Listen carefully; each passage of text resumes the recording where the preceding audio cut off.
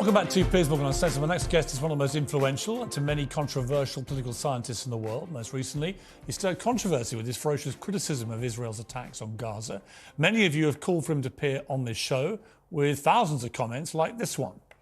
I wonder if Piers Morgan will be brave enough to have Norman Finkelstein on his show.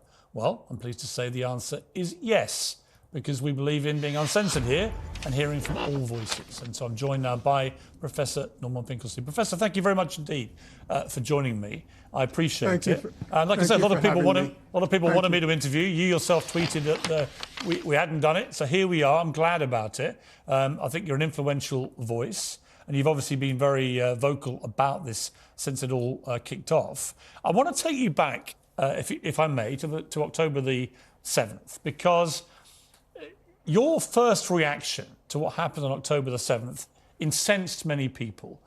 You posted on Substack a piece about what had happened on the day, and it included this. For the past 20 years, the people of Gaza, half of whom are children, have been immured in a concentration camp. Today, they breach the camp's walls. If we honour John Brown's armed resistance to slavery, if we honour the Jews who revolted in the Warsaw Ghetto, the moral consistency commands that we honour the heroic resistance in Gaza. I, for one, will never begrudge. On the contrary, it warms every fibre of my soul. The scenes of Gaza's smiling children as their arrogant Jewish supremacist oppressors have finally been humbled. And you ended by saying, the stars above in heaven are looking kindly down. Glory, glory, hallelujah. The souls of Gaza go marching on. With the benefit of a few weeks now, do you regret the tone of that initial response to what happened? My initial response was to the initial news stories. You will recall, I'm sure, that initially what we were informed was that there was a breakout from Gaza concentration camp, that approximately 1,500 people had broken out, and that about 50 people, that was the initial number that was given, approximately 50 Israelis were killed. The number gradually grew, went from 50, a couple of days later it went to 100, and I'm sure you'll remember the number didn't reach 1,400 until about 10 days later. Initially, it was reasonable, it was reasonable to assume that people had been killed in a firefight, which was not the case, at least not fully the case. So my initial reaction was to the initial news stories. By the third or fourth day, I was clearly compelled to rethink my initial statements and try to make sense of what was clearly a moral quandary. And at that point, I revised not revised, but I considered my judgment on the basis of the new information that was available. Okay. And my own sense, yes, go ahead. I just want to, look, I've done a timeline for my own benefit based on what happened that day. We know the attacks began at 6:30 in the morning. We know that at 11:18 a.m., Israel confirmed, as you say, 40 dead, 700 injured. At 11:35, Benjamin Netanyahu said, we are at war. At 12:30 that day, at lunchtime, I tweeted horrifying and appalling scenes from Israel. This murderous, indiscriminate Hamas terror attack on Israeli people is shameful and indefensible. By 4:17, Israel said 100 were dead at least, 985 wounded. Civilian hostages have been taken. At 4 o'clock, a little later than that, around the same time, footage is released of the attack reporting that 3,000 bombs and firearms have been fired off by Hamas. Civilians have been killed, and so on. And yet at 6:30, and then again at 9:16, you were retweeting your initial Substack, and you then added at 9:16 that you felt the hostage situation was crocodile tears. So I would take issue with your statement that you thought it was only after 2 or 3 days that anyone had a clue about the scale of what had happened here. It was very obvious during that Saturday about the mounting scale of horror. And I just don't understand why someone as scholarly as you, as expert in this region, in this conflict as you are, why your response would be that for several days, one of glorifying in the in what you called heroic resistance, whereas mine, and I've always tried to be fair-minded about this conflict and reported it for CNN and tried to be fair and accurate as and when I've seen it, that I, at midday that day, I'm talking about a murderous, indiscriminate terror attack and horrifying and appalling scenes. I just don't believe that you weren't aware, with great respect, about the scale of what was going on. Okay, Piers, let me begin by saying I want to have a civil conversation, and I'm going to do my darndest to remain faithful to the facts and faithful to truth. I'll do my darndest not to exaggerate. The first thing I have to say is I don't tweet. I've never been on Twitter. I have 3 young tech people who I send statements to, and then they make the decision where to place it on Substack, on Twitter, and so forth. Okay, I just want to clear that up. I made one statement on the first day on the basis of the information that was available to me. The information was 50 people had been killed. Now, my memory is, but I won't claim my memory is infallible, the numbers didn't start to grow until the next day. That's not true. As the numbers, okay. It's just not true. Piers. Well, Professor, with respect. Okay, I'm not going to. It's not true. Piers. Yeah, but you have to listen to what I say. But you want me to believe you when you say you weren't aware of the scale of this for several days. I find that just, I'm incredulous. You want me to believe that? Okay, Piers, I'm not going to force you to believe it, and I'm not going to even try to impose my will. I'm simply saying, as a factual matter, speaking for myself, I was not aware that the numbers had been beyond 50 when I made that statement. I will further state that to my knowledge, I could be mistaken, that I did not make another statement until the numbers started to grow. And I admit, I have said to you, it was a moral quandary for me. And I said in many interviews that it was for me a very burdened moment because I wasn't entirely confident in my moral judgment. And it was at that point that I started to look back at what the white abolitionists had to say when Nat Turner carried out a slave rebellion and many whites were hacked to death, children were beheaded, and I wanted to see, because I was not confident of my moral judgment, I wanted to see what did the white abolitionists, those who fought against slavery, had to say. And I looked at what William Lloyd Garrison, probably the most famous of the white abolitionists, and he said, horrible things happened during Nat Turner's rebellion, but if you read his statement, he wouldn't condemn Nat Turner or Nat Turner's All right, well, let me ask you. Confederates. Okay, so let me ask you. Let me ask you. Okay, listen, I've heard you say this before, that analogy. That's fine. But let me ask you, given you now know the scale of what happened, given you know 1,200 people were killed, including 800 or so completely innocent civilians. We know that children were killed, that grandmothers were killed, and their deaths FaceTime to their families. We know that over 200 people were kidnapped and taken hostage. Given you know the full scale of this attack, I've asked a lot of guests these 2 questions, and I'll be curious about your answer. One, would you categorize it as a terror attack? And secondly, would you condemn Hamas for what they did? My view is as follows. Number one, as far as the evidence shows now, atrocities occurred on October 7th. The magnitude of the atrocities and the types of atrocities, for example, were children beheaded, were women raped, That remains, so far as I can tell from the evidence, an open question. However, that there were atrocities that occurred, my answer is yes. Number two, that's a factual question. Then there's well, the question was question. it a terror attack? Yeah. Well, atrocities, it seems to me, denotes a terror attack. Okay, thank you. That's what atrocities are. Thank you. Okay. So, number two, that's the factual question. And then there is the legal question. As a matter of law, it seems unquestionable that the people who perpetrated these atrocities would be prosecuted and convicted in a court of law.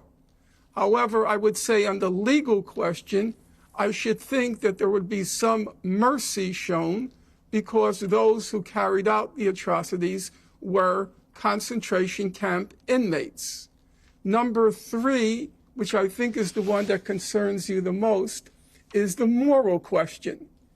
And at a moral level, my view is, my basic precept, we may disagree, my basic precept is that there but for the grace of God go I. That is to say, I'm very reluctant to condemn people who are in a position or in a condition such that were I in that position or condition, I'm not sure what I would do. Now, the 1,500 young men who burst the gates of Gaza, they were born into a concentration camp. They lived for 2 decades in a concentration camp. They had no past, they had no present, they had no future, they had no jobs. Half of them, according to humanitarian organizations, suffered from what's called severe food insecurity. And then on top of that, as I'm sure you know, Piers, because you keep up with the news, periodically Israel goes into Gaza and it mows the lawn. And you know what mows the lawn means. It means a high-tech massacre in Gaza. In 2008-9, Operation Cast Lead, 2012, Operation Pillar of Defense, 2014, Operation Protective Edge. And in each of these high-tech massacres visited the people of Gaza, in some cases hundreds, in some cases thousands of Palestinians are killed. Okay, and let me ask you... In fact, just in Well, let me ask you on that point. In light of... And on that point, I've got one question about that. In that period... Yes. In that period, and by the way, I've been condemnatory of some of the things you've just talked about publicly. I've tweeted my condemnation of some of these things. And I've tried to shine a light on the plight of the Palestinians for many, many years. And I feel that the oppression of the Palestinian people for many decades has been absolutely outrageous. So on that, we can completely agree. But when it comes to what you're saying here, it seems to me what you're trying to paint is a picture of some kind of moral justification for what Hamas did. And that's where you lose me, because I don't see why there could be anyone who can see the scale of what Hamas did on October the 7th and not simply condemn it out of hand. You may also want to condemn some of the response by Israel. That's completely normal. I would say that there are serious question marks about the proportionality of what they've been doing. But if you can't start from a basic humanity position of saying what happened on October the 7th was a disgusting terror attack worthy of condemnation, then for me, I find it very hard to then respect anyone's demand for people to condemn Israel and their response. Piers, I'm trying to be candid with you. Number one, I appreciate your humanity. I do. I don't know you from Adam. I'm not a TV or a television or a social media kind of person. I'm a book person. I'm old-fashioned. However, I do recall that when that famous moment when Susan Boyle appeared on Britain's Got Talent, and I remember the camera turning to you, focusing on you. I could see it in my mind's eye. I saw your eyes narrow, and suddenly the humanity in you came up. Here is this obscure woman whose talent had gone unrecognized. And if I can speak to that same program, for me, the most poignant moment, the one I carry with me since that moment, was when Simon Cowell asked Susan Boyle, well, why haven't you been discovered yet? And she replied, because I haven't been given a chance. And that's how I feel about the people of Gaza. That's how I feel about those young men in Gaza. You ask me why I won't condemn them.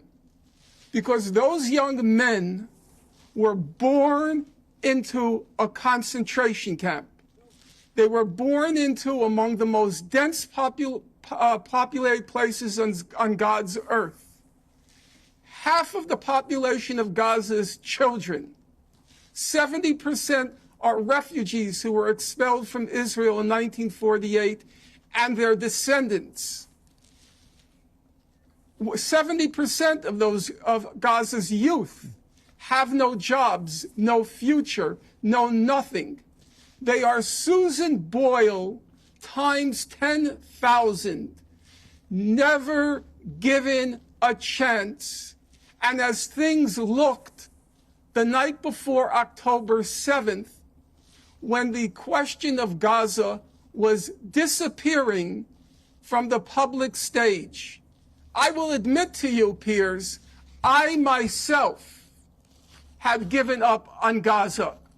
In 2020, I decided it's hopeless, it's pointless, I only have a finite number of years left in my life, and it's time for me to move on. And I'll tell you, that was a wrenching decision on my part, because I knew I was abandoning the people who for 15 years I had devoted my life to chronicling every detail of the horror that had been inflicted on those people. And I gave up on them. Okay. And that meant if I gave up, they had no future, because I was the last chronicler. Okay, but what I would say, Gaza. All right, but what I have the only book but Professor, that's been written on this subject. Let me respond. I would respond by saying that what people in Israel would say, and what Jewish people would say, particularly who live in Israel, is that they were facing a constant barrage of rockets from Hamas, that Hamas won political power in 2005-06, that they were given a huge amount of money and could have done whatever they wanted with that money, but chose to pursue a path of effectively terrorizing the Israelis over that period.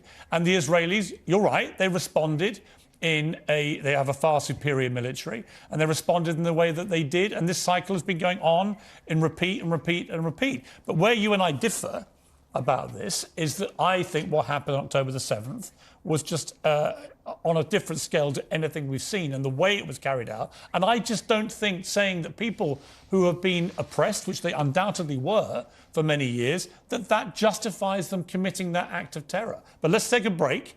Let's come back after the break and discuss this more.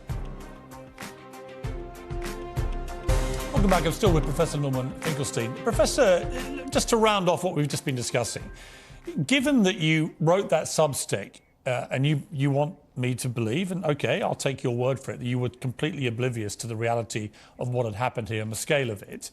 But given you're not now oblivious to that, why have you not removed that Substack, given the language is so clearly offensive to people, and you based it, by your own words, on a false premise about what had happened?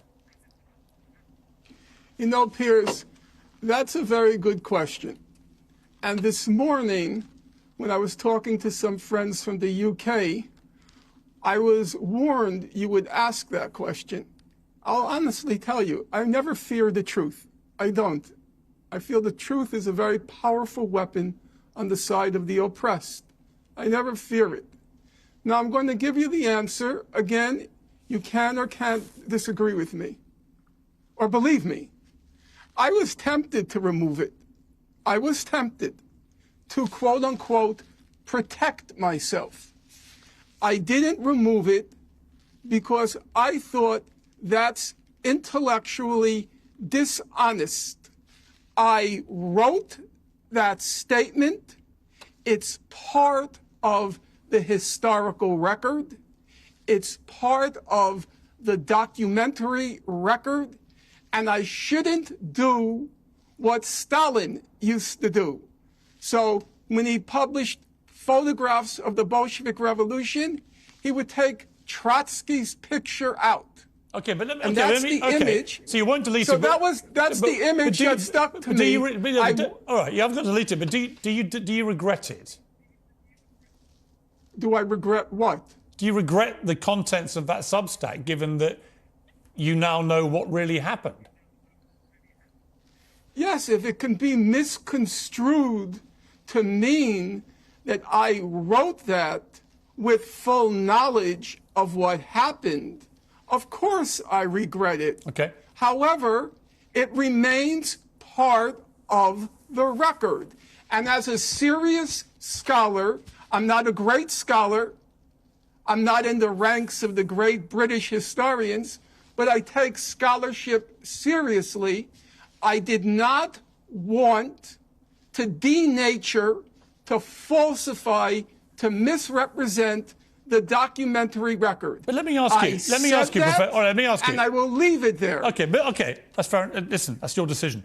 You are the son of two people who survived the Holocaust, who were both in concentration camps. You're a Jewish man, and you know how incendiary that Substack has proven to be with Jewish people around the world, many of whom have felt this is the nearest thing to the Holocaust of World War II that they've endured. What your parents went through, being revisited on them in these kibbutzes on October the 7th. What do you feel about them? I mean, how would your parents have felt about you literally on the day that this happened, talking about heroic resistance, talking about that you will never begrudge the scenes, that the stars in heaven are looking kindly down, glory, glory, the souls of Gaza go marching on. How would your parents have felt about that, coming out of concentration camps, surviving the Holocaust of World War II? Well, first of all, anything I write, I have my parents looking at the screen behind me over my shoulders, in a metaphorical sense. I am very conscious every moment of my existence. Every moment of my existence goes back to the martyrdom of my family. So it's not as if suddenly you're posing a question to me that never occurred to me. Quite the contrary, I do need, even 30 years after their death, I need the moral validation that came from my parents' martyrdom and the extermination of their family. How would my parents have reacted? My guess is if on the first day they heard that inmates in a concentration camp burst its gates, I think my parents would be very pleased at that fact. As the events became clearer, my guess, but this is pure speculation, my guess is my parents would go out with their hearts, would go out to those who burst the gates of the concentration camp and whose lives were destroyed. Now, you will say to me, completely legitimately, you would say, well, what would your parents feel about the innocents who were slaughtered in the atrocities on that date? So I'm going to give you as close an answer as I could give, as I'm able to. I once asked my late mother, I said to her, what was your feeling when you heard that the German cities were being terror bombed during World War II? The carpet bombing of the German cities targeting civilians. What was your feeling? And my mother's response to me was, quote, our feeling was if we're going to die, we're going to take some of them with us. Now, that's not the most morally elevated statement. I agree. And do I wish my mother had and my father had a heightened sensitivity to German civilian life? I suppose I would wish it. But I will tell you, Piers, to the last day of my parents' life, it was unthinkable that they would have a kind word to say about Germans. And it was unthinkable that I would ever quarrel with them on that point. Okay. I accepted that given their life experience, they had the right to hate the people who destroyed their lives. Okay. And the people Professor of Finkelstein. Gaza have the right to hate the people who destroyed their lives. Professor Finkelstein, thank you for that answer. And I don't mean to cut you off. We've got another guest waiting to respond to what we've been discussing. I'd like to get you back on. I feel like we've had a good conversation. I don't agree with you about some of it, obviously. That's been clear. But I respect the tone that you've adopted for the interview, and I'd like to explore more of this with you another time. I want to just say one last word. Everybody warned me you wouldn't let me speak, that you would speak over me, you would stop me. I want everybody to know you are eminently fair, you are decent, and you are that same human being whose eyes narrowed as Susan Boyle began to perform. Okay. You have that humanity, and I deeply respect it. Thank you. Professor, I appreciate you coming on. Thank you very much.